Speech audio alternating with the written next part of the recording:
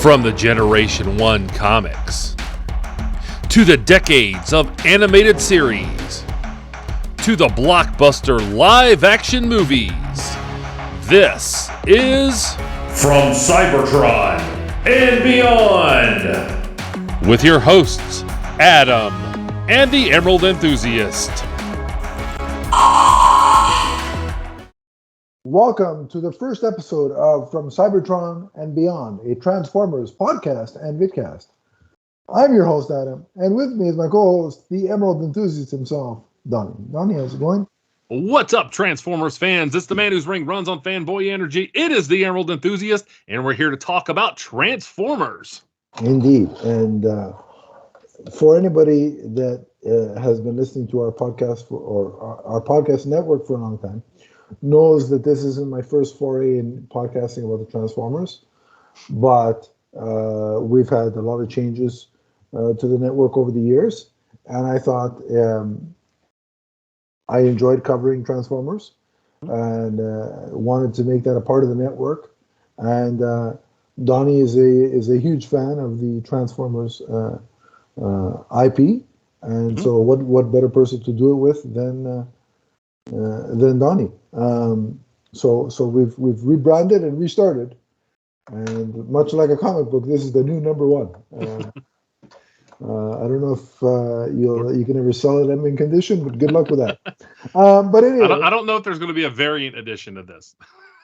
Well, if we screw up and I release the audio of that or video of that, then there would be. I guess that would be the equivalent. There we go.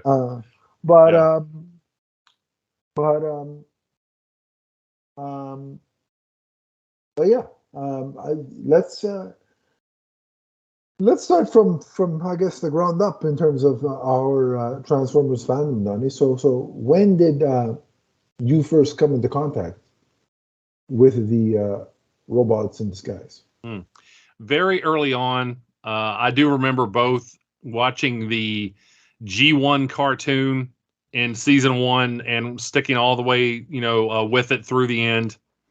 Although it got spotty for me the way they aired it after season number 2 and after the movie.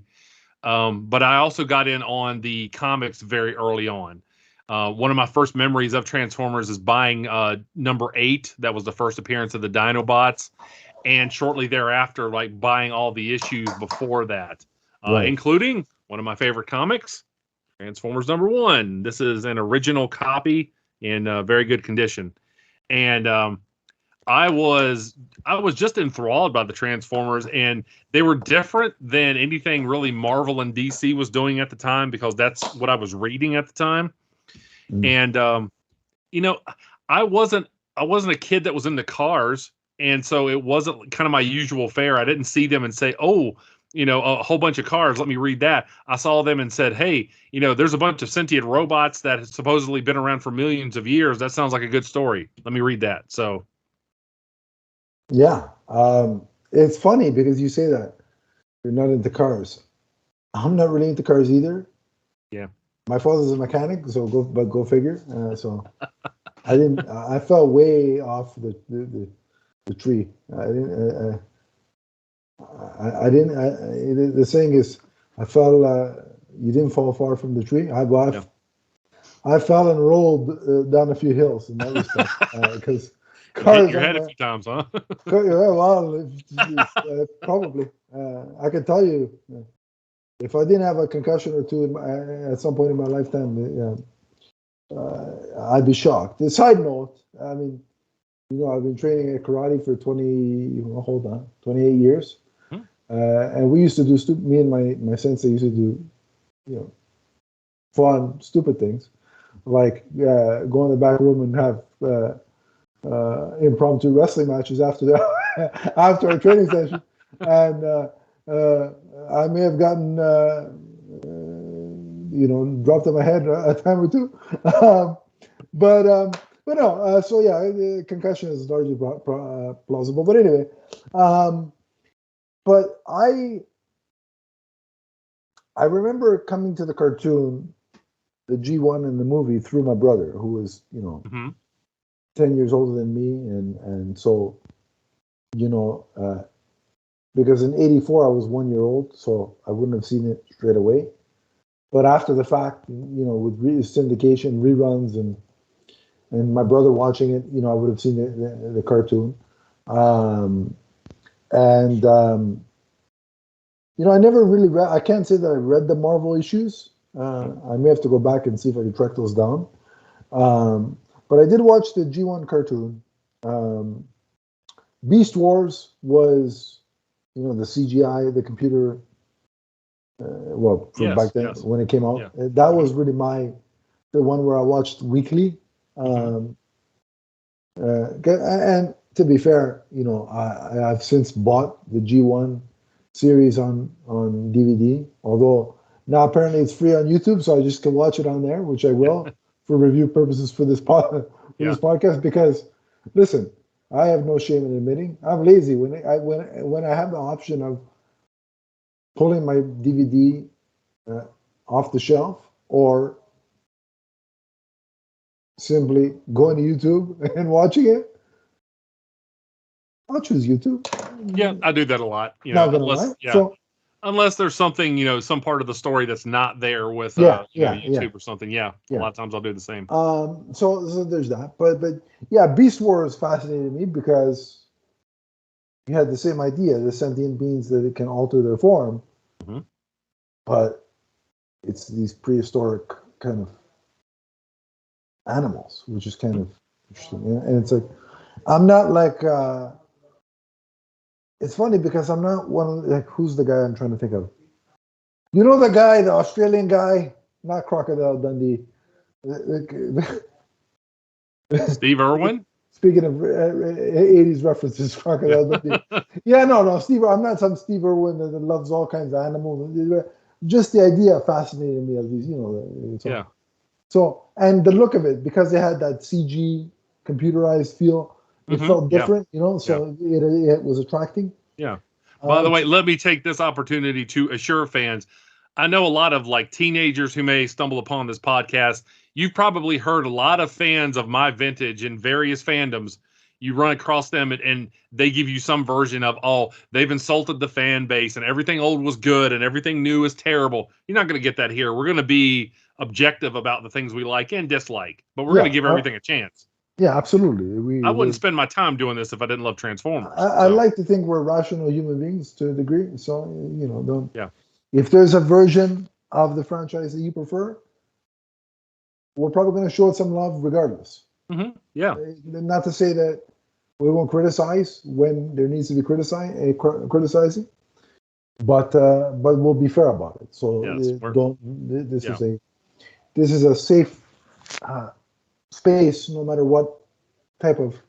I'm just happy that the franchise has continued on. Not everything from the 80s is still around. Right. Yeah. There are things that I watch that they kind of came and went, and the Transformers has, in many ways, fittingly, transformed and rebooted and come back around. And we see new generations enjoying what I enjoyed as a kid and what Adam enjoyed as a kid. So I'm happy for that. I like Beast Wars, right?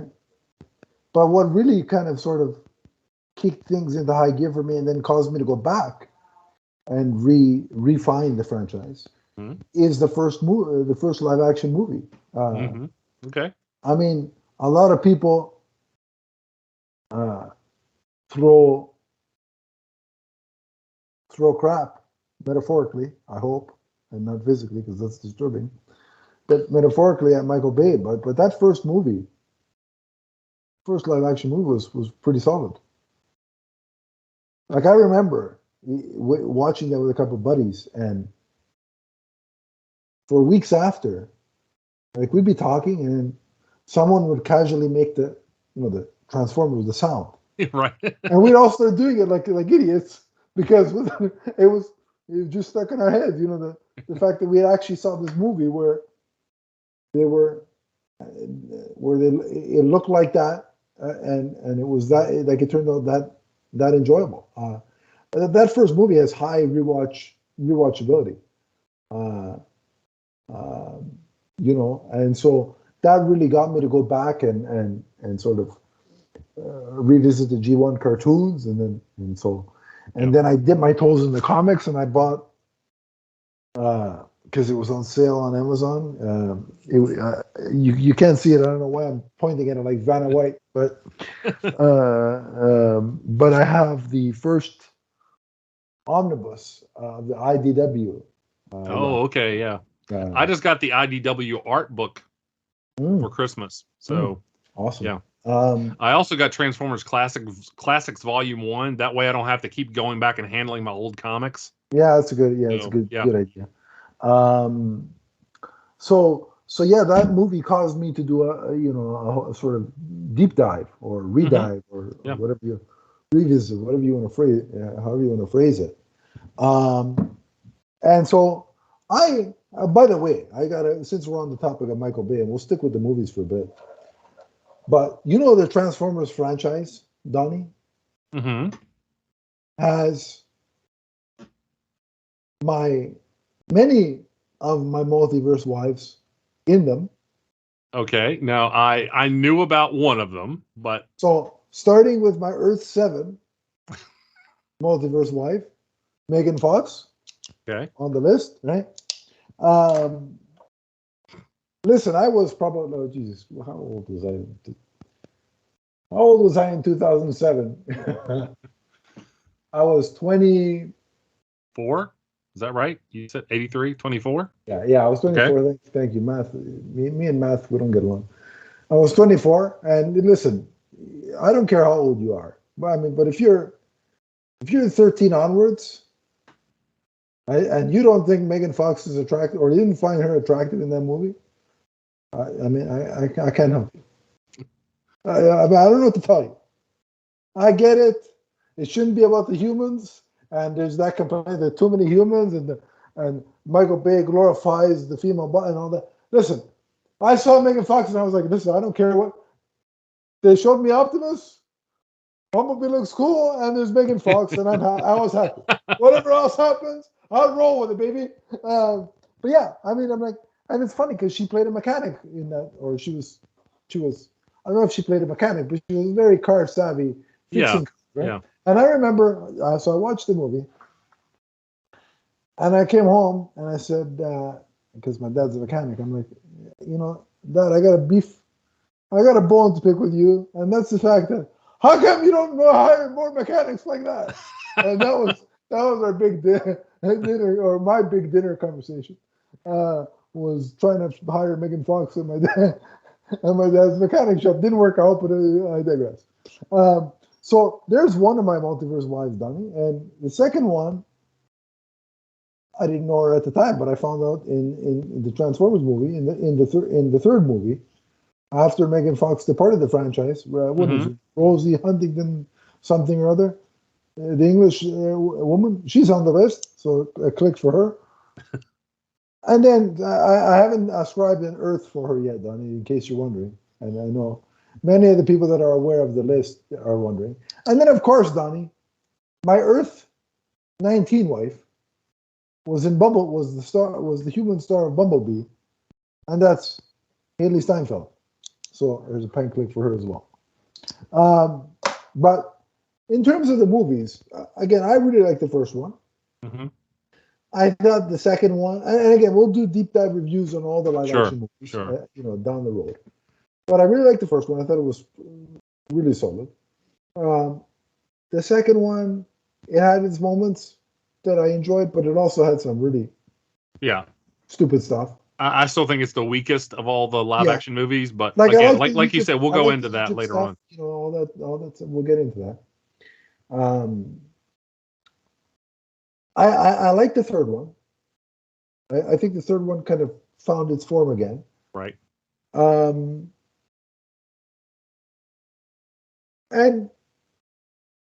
for the most part, I enjoyed to varying degrees both the Mark Wahlberg starring editions. One of which I believe had Fraser Crane, Kelsey Grammer in it. And I just think putting him in a movie, his voice is so, and every time I see him on screen, I don't care who he's playing. All I hear is I'm listening. From Fraser, so there's that. But look, did they get a little bit ridiculous plot-wise in the last two, and trying to weave medieval knights into the. Yeah, that was definitely a different direction. Yeah.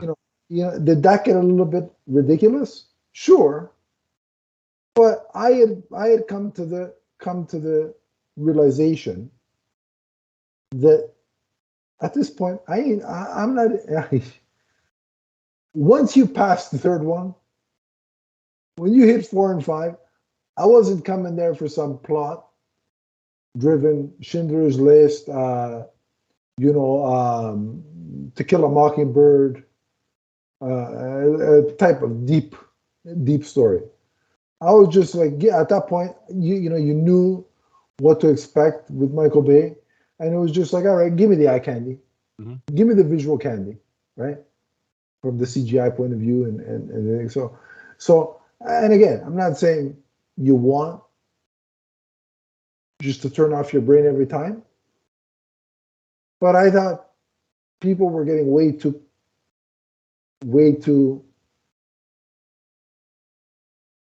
bogged down in, wow, the plot is weak, it doesn't make sense. It's like, and again, I don't want to belittle the franchise because it has shown depth. Some of the animation, they deal with some plot and some issues, right? And even the comics. But at some point, you kind of gotta remind yourself what the property is and what you're watching. You know what I mean, to judge it. Oh yes, Before we get into Bumblebee, what was your overall take of the five Michael Bay? Okay, well, let me go back about 19 years, and I'll tell you why my reaction was the way it was. Okay. The 1986 movie, Transformers the movie. Sure. Which traumatized me with the death of Optimus Prime. Agreed. As well as season 3, re-traumatizing me when he was basically brought back as a zombie and killed again. By the way, he was also killed in issue number 24 of the Marvel Comics, where it was basically death by principle. He had himself blown up. These people are just trying to disturb you, Donnie. That's what I think. All of it, and that image of him blowing, some executive was like, "Let's disturb poor little Donnie." Yeah, exactly. Well, I've heard that across various forms of media, he's died, I think, at least 24 times. So just like Superman, like somebody's always out there trying to kill him, But for me, I cheered when Optimus came back at the end of season 3. Yeah. Yeah. I mean, I'd never forget, Peter Cullen's voice is much like Stan Lee. It's a voice that's in my head, and I mean, Absolutely. I can conjure it like that. Absolutely. So when 2007 rolled around, and I went to the movie theater by myself, and I didn't care that I was by myself because I was going to get to hear the voice of Optimus Prime. And when he transformed and, started talking to Sam Witwicky, at that point, I was sold. Now, there's a lot of things I can complain about with the Bayverse, but they gave us a lot of what we wanted with the war between the Decepticons and the Autobots. There's a lot of positives, and they're still entertaining. Yes, there's a lot of things that I look at and say, that was a really weird decision, and we'll talk about that in the future. But I own all the movies. I still had fun. I went and saw them in the theaters. So, yes, there are things that I wish had gone differently, but do I think they're without merit? Absolutely not. I still think they were a fun time. Right. And then comes, Bumblebee, which to me, I love that movie. Mm-hmm. I just think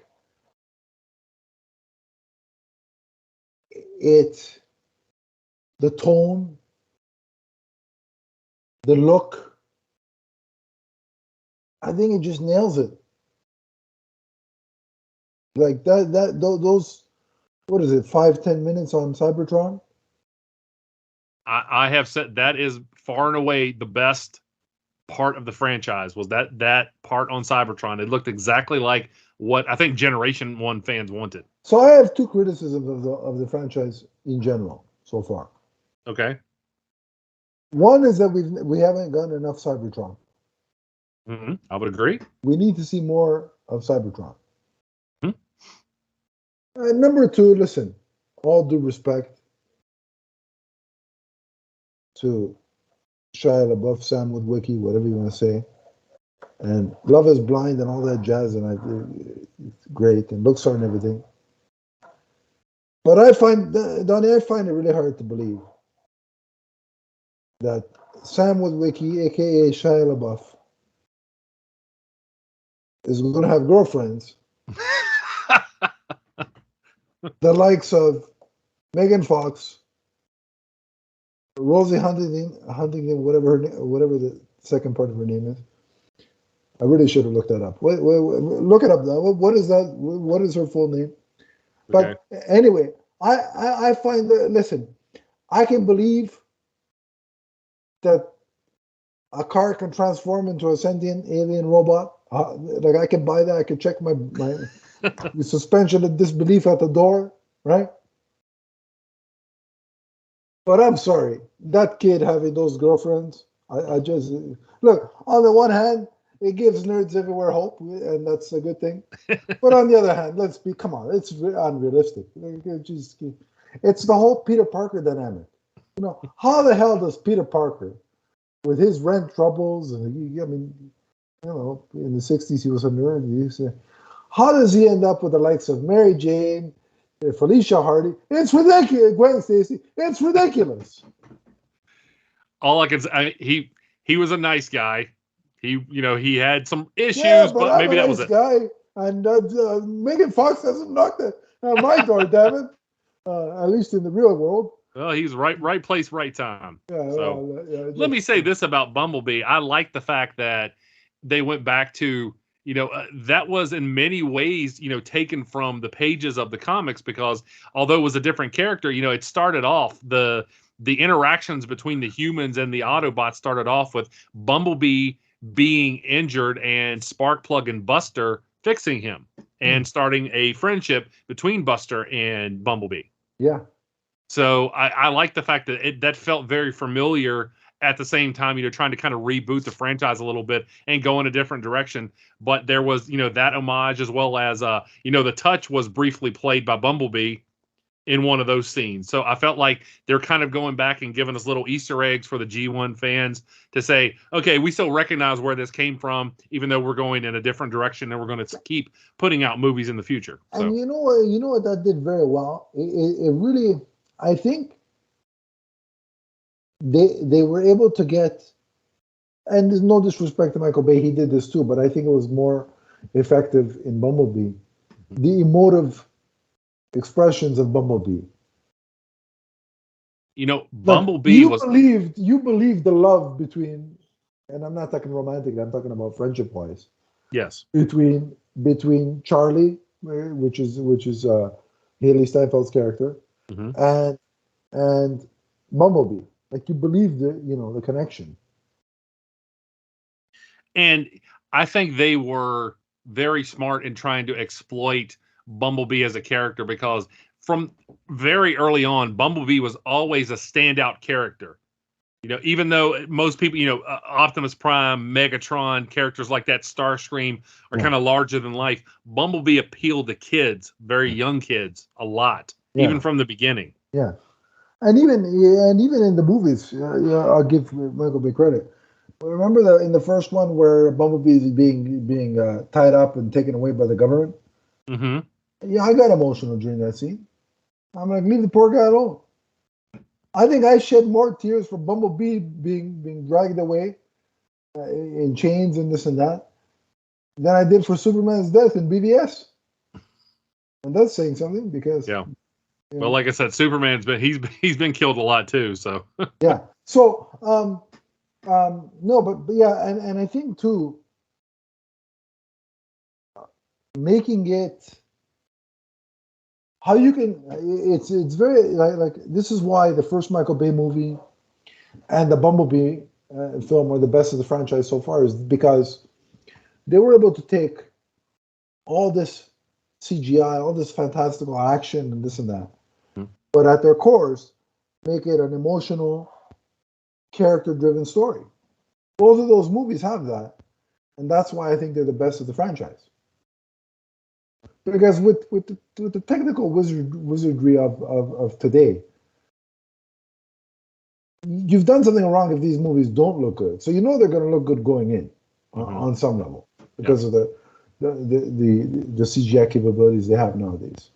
So the way you really hook people in, and I think why the first film and Bumblebee resonated so much, is because you were able to connect to the characters involved, be them Autobots, Decepticons, or humans.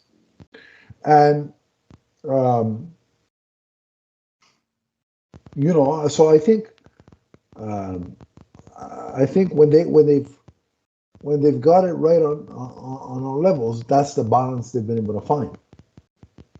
And then when they've strayed a bit, it's gone way too much into the action, but you don't care enough about what's going on with the characters. Yeah, and I would agree to some degree, as well as, people talk about too much focus on human characters. Sometimes there has been that, and the humans are important. Don't get me wrong, but at the same time, there's got to be a balance. And sometimes the Bay movies went too far with the humans, and forgetting exactly why people bought the ticket. I agree. Yeah. Now with Bumblebee, I was, by the way, I was disappointed to see Cliff Jumper for such a short period of time before Shatter and Dropkick killed him. So there are some things about Bumblebee I would have liked a little bit more. Sure, yeah, to have been done a little bit differently. I mean, but yeah, like I said, Bumblebee seemed to have a heart that, like, an infusion of life that I think the live action movies needed. Right. Yeah. And so, in terms of the live action movies, they're continuing. And the next one on the docket is Rise of Beasts. Yes. About 5 months from now. Right. It's June, right?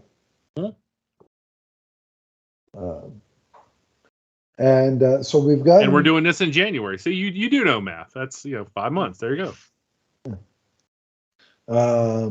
June is going to be a busy month for movies. I've got Transformers that I want to see in theaters, The Flash, and maybe Indiana Jones. So potentially 3 movies. Yeah. For me in June. But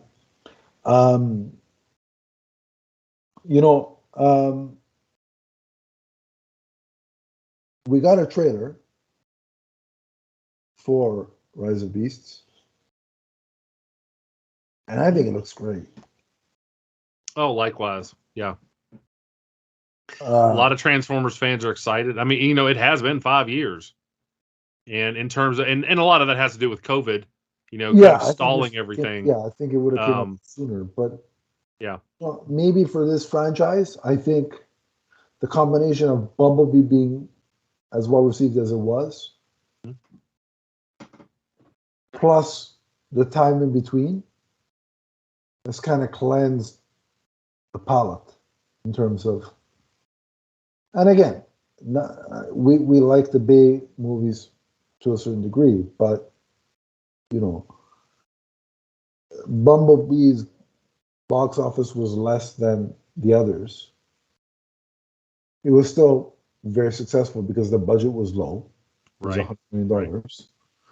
But and you could tell there wasn't as much. I mean, they didn't need as much because a lot of times it was just kind of Bumblebee, carrying the story. Battles, but it wasn't the right. It wasn't the huge panoramic battles. Multiple robots, By the way, I love that they made Soundwave sound like Soundwave. That was cool. Absolutely. I like that. But I think, as I often say on the DC side of things, the sins of the predecessor, unfortunately, bared a little bit of a harm to Bumblebee's box office because, Transformers: The Last Night was the least of the Bay directed Transformers. And it was also the worst reviewed, if I remember correctly. Which is saying something because I think everyone but the first one has a negative score on Rotten Tomatoes. But anyway. But so I think Bumblebee was affected by this sort of fatigue that people had for the Bay formula, right? I would agree, and I don't know that people knew just how different this one was going to be. Yeah, it's hard. And it's hard to convey that in a trailer because as much as you want to convey that, you also want to keep some of the things that people love about the live action franchise, like visual iconography, right? Mm-hmm. So Bumblebee didn't look all that different from what people were used to, Right. right? And they even went so far as to play the Bernie Mac, it's not about the car, the whole line that he said. They played that in the trailers. So you're towing the line about, yeah, it's a reboot, but we're also connecting. We're also trying to keep connections to. So you're kind of walking that line, right? It's not like. Yeah. I miss Bernie Mac. Yeah, of course. But so tragic. Anyway. Absolutely. But they couldn't make that full separation because you don't want to throw some of the things that didn't work, right? And I get that. So it was a hard sell trying to distance itself from those previous movies because it wanted to keep some of the stuff intact. So, but I think that happens with the franchise is that when you have a couple of less than stellar outings, eventually it's going to affect preceding installments, which is the case with what happened with Bumblebee. Well, when you have a few movies that don't do as well as the studio hopes they would, especially one that, like I said, is reviewed as poorly as The Last Night was, then you have to like try to regain the confidence of audience goers. And so Transformers has a little bit of an uphill battle here, but Rise of Beasts does look different. I think you can see that in the trailer. So hopefully there's a little bit of confidence recovered. And, maybe, and there's also, a new generation of Transformers fans out there who have seen like the Netflix series and things like that. Maybe they will go to this movie. And that also helps too. The exposure that they've had via Netflix, that reaches a very wide audience, right? By the way, and you can see all of the G1 episodes on Hasbro Pulse on YouTube for free. Yeah, you told me. And so we'll be reviewing some of those for sure. Yeah. Down the line. But there's just something about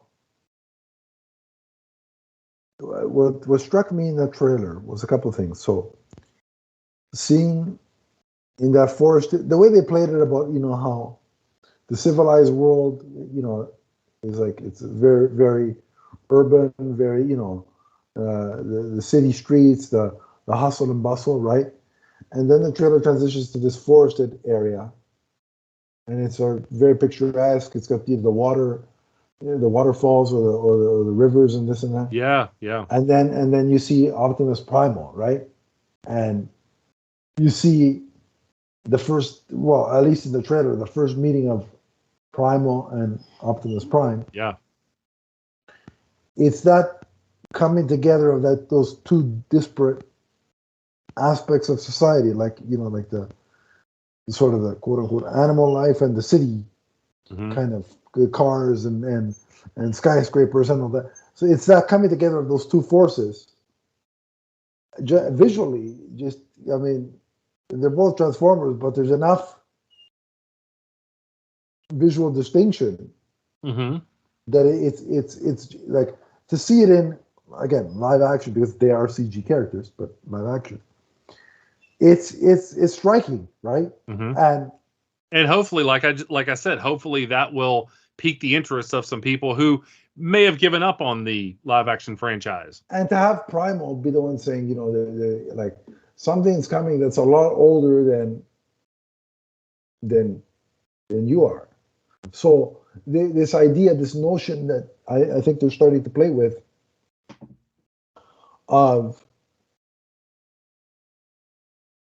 like you said at the top, the comics would hint at these sentient beings existing for thousands of years. They're going to start playing with that, right? Yeah. Which is fascinating to me. So I like that. I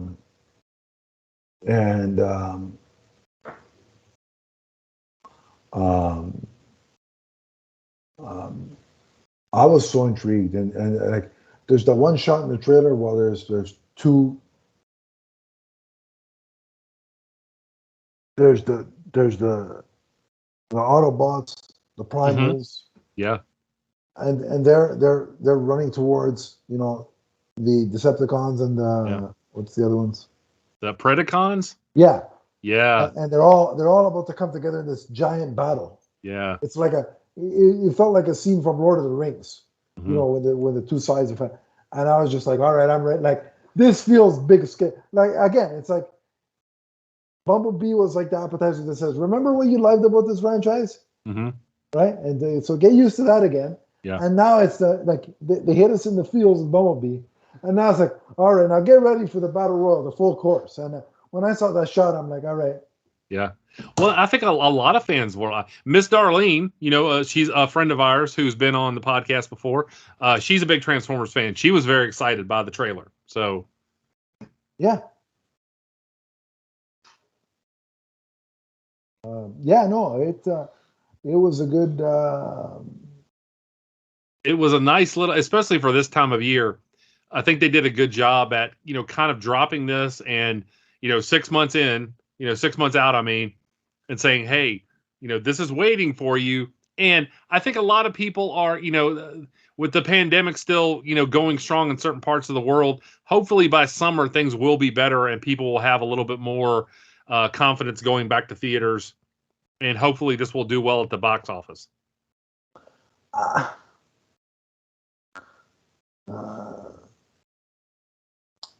okay, with the box, it's hard to. Um, Hard to foresee what's going to happen. yeah, because here's the thing. So there's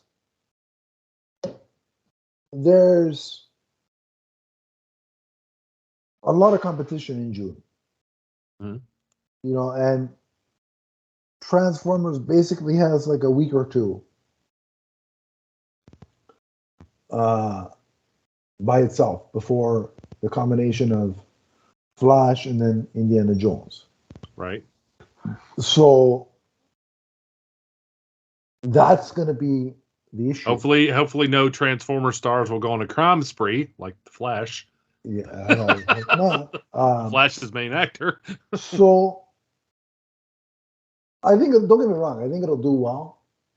And if it gets reviewed in the same vein as Bumblebee did, I think it'll do well enough to keep going. Mm-hmm. So that's encouraging. But I think, like I said, it's just how much does the studio expect? Like, what's the expectation? I mean, because I think the days where everything is a guaranteed billion, Donnie, are gone.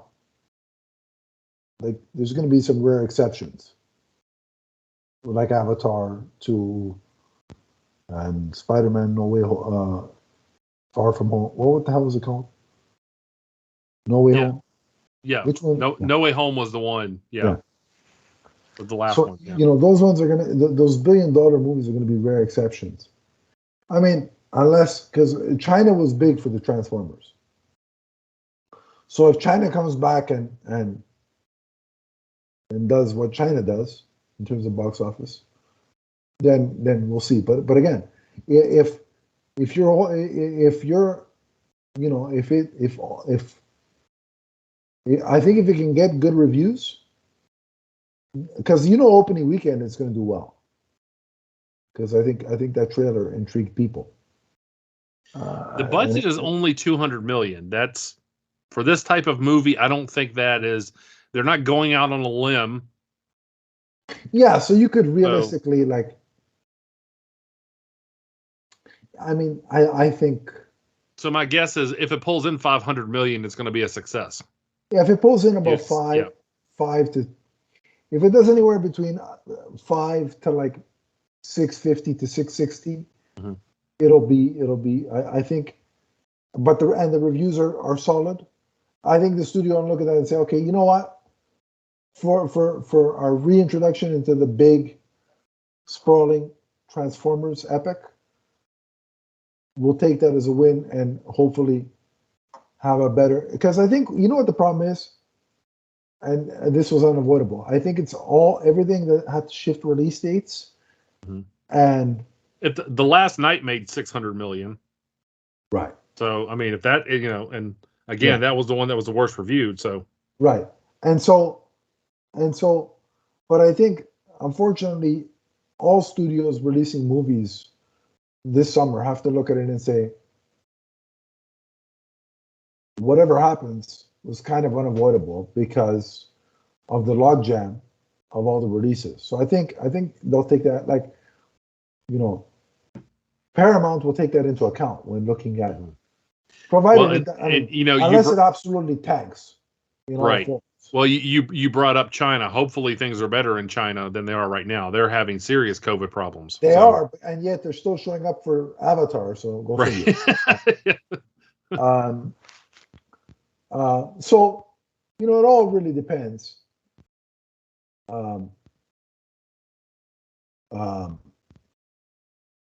So I think studios will be more forgiving, given that kind of caveat. I mean, in terms of the Flash for Warner Brothers, I hate to say this, but I don't think it matters because James Gunn is doing some form of a reboot, whether it's soft, right, or full. Who knows? Yeah, DC's going forward regardless of the Flash. So yeah, so it's like whatever Aquaman 2 and the Flash do, the new regime at Warner Brothers really doesn't care because that wasn't like James Gunn is taking over and doing his own thing now. So they'll really start to judge when his first film comes out under his regime. So if the Flash makes any money and is profitable in any which way, they'll see that as a win. But I think for Transformers, Paramount will be a little bit more forgiving given the fact of the law. Like I said, there's 3 big tentpole movies in June. Each coming out within 2 weeks of each other. Normally, that's not the case when there's no pandemic to speak of. Because all of these movies should have all come out already. Right. Let's be honest. And with Transformers, the box office, I'm not saying it's not important. It certainly is. But if you can get a lot of kids and collectors too, but if you can get a lot of people interested in the tie-in products, there's a lot of money to be made there too. Oh, absolutely. Not just the box office. Yeah, the toys, yeah. Yeah. So I never dreamed, by the way, when I was buying the G1 toys when I was a kid that, 40 years later, I'm still looking at, toy aisles that are jammed with Transformer toys. It's a great feeling. Isn't it great as a kid from me being born in the 80s? Isn't it great to see aisles of toy stores, even though I can't afford them all, filled with He-Man and Transformers? It's just like, where am I living and why and where can I just like? And for you, Power Rangers. You're right. You're a big Power Rangers fan. 50th anniversary, baby. I was so excited. The prospect of seeing people in their 30s and 40s in spandex got me so excited. I never thought. But anyway, to me, it's like these 3 franchises that I care about, right? Transformers, He-Man, Power Rangers, and then you add DC, getting their revitalization soon under James Gunn. These 4 franchises that I care about, hopefully, will all be thriving, or continue to thrive. If I could just de-age myself by about, I don't know, 20 years, I'll take it. Like, de-age me to about 20 years and let me live in a Groundhog Day scenario where I just keep watching this good shit over and over again. It's like, where do I sign? With some of the knowledge and experience I've had since would be nice, but I'm not saying I want to go back to a 6-year-old. You wouldn't be allowed to have a Multiverse Wives list as a 6-year-old. I have to sacrifice that. Right? That would be would that even be a thing? What came out when I was 6? Oh, Batman, the first Batman. Well, there you go, 1989, right there, yeah. Kim Basinger would have been on it. Yeah. She would have been, I didn't know it was a list yet. Were you interested in ladies, though, when you were 6? I know I wasn't. When I found out? I'll tell you when I found out.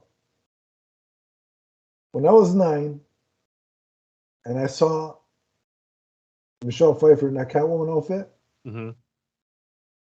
Some strange things started happening to 9-year-old me while I was in that movie. And so that was really, I mean, Michelle Pfeiffer. I think, you know what it is? It's the combination, and you brought it up earlier. It was the combination of Michelle Pfeiffer in 92, Mm-hmm. and then Amy Jo Johnson as the Pink Ranger in 93. That Okay. was the moment where, that was the birth. So for anybody that wants to know the birth of the list, birth of the list happened. Yes.